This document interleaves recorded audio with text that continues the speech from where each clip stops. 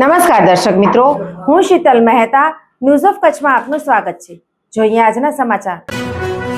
Bhuj LCB પોલીસે સસ્તા સોનાની લાલચ આપી 61 લાખ પડાવનાર ટોળકી પકડી પાડી। 52 લાખ રોકડ રકમ રિકવર કરાઈ। સસ્તું સોનું ક્યાંય મળતું નથી, છતાં જ્વેલર્સ લોભ લાલચમાં ફસાય છે। ભુજમાં સસ્તા સોનાના નામે ઠગાઈ આચરતી ટોળકી સામે પશ્ચિમ કચ્છ પોલીસે લાલ આંખ કરી છે।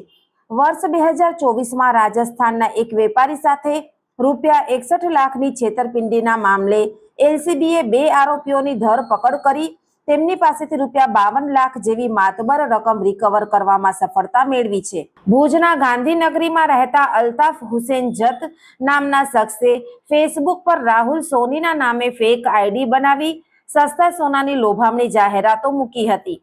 રાજસ્થાનના ફરિયાદી વેપારીએ આ જાહેરાત જોઈ સંપર્ક કરતા આરોપીએ પોતે દુબઈથી સોનું ઇમ્પોર્ટ કરતો હોવાનું અને કસ્ટમમાં સેટિંગ હોવાનું કહી વિશ્વાસ જીત્યો હતો।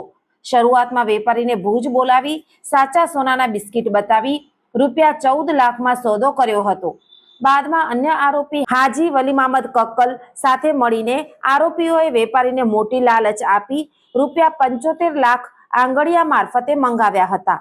રકમ મળ્યા બાદ સોનું ન આપી કુલ રૂપિયા 61 લાખની છેતરપિંડી આચરી હતી।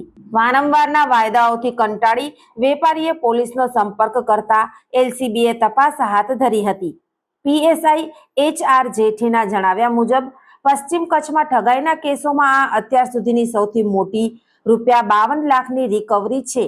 પકડાયેલા આરોપીઓ ગુનાહિત ઇતિહાસ ધરાવે છે અને પોલીસ હાલમાં આ મામલે વધુ ઊંડી તપાસ ચલાવી રહી છે। સમગ્ર બાબતે HR જેઠી પીએસઆઈ એલસીબીએ જણાવ્યું કે સને 2024માં આ કામે એક આરોપી છે, એમણે રાહુલ સોની નામે એક ફેસબુકમાં ખોટી આઈડી બનાવી અને એ આઈડી ઉપરથી સસ્તું સોનું આપવાની લાલચના ફોટોગ્રાફ્સ મૂકેલા, જે અન્વયે ફરિયાદી વોટ્સઅપ માધ્યમથી અને ફેસબુક માધ્યમથી આરોપીઓનો સંપર્ક કર્યો અને 2024માં આરોપી ભુજ ખાતે ફરિયાદીને મળેલા અને 2 સોનાના બિસ્કિટ આપી અને 14 લાખ રૂપિયા લઈ એને વિશ્વાસમાં લીધેલો અને ત્યારબાદ સને 2024માં અલગ અલગ સમયે કુલ 75 લાખ જેટલા રૂપિયા એમણે આંગળીયા મારફતે મેળવેલા અને આજ દિન સુધી એને સોનું નહીં આપી અને રૂપિયા પણ પરત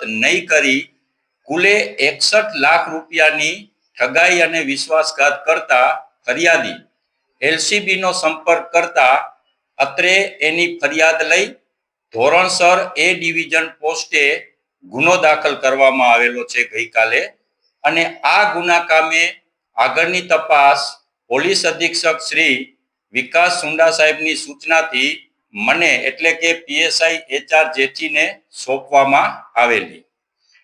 આ કામે જે નાસ્તા ભાગતા આરોપીઓ છે એને પકડી પાડવા માટે મહેરબાન શ્રી ચિરાગ કોરડિયા સાહેબ, પોલીસ અધિક્ષક વિકાસ સુંડા સાહેબ અને અમારા એલસીબીના પીએસઆઈ સિણોર સાહેબે ટીમને સૂચના આપેલી, જે અન્વયે 2 આરોપી, એક રાહુલ સોની કે જેનું સાચું નામ અનવર હુસેન જત અને બીજા હાજી વલીમામદ કક્કલ, બંનેની ધોરણસર અટક કરી અને ઠગાઈના કામે જે 61 લાખ રૂપિયા લીધેલ તેનામાંથી રૂપિયા 52 લાખ તેમની પાસેથી રિકવર કરવામાં આવેલ છે।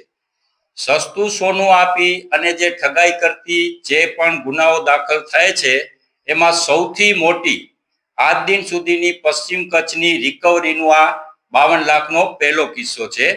બંને આરોપીઓની ધરપકડ થઈ ગઈ છે અને ધોરણસર ગુનાની તપાસ ચાલુમાં છે।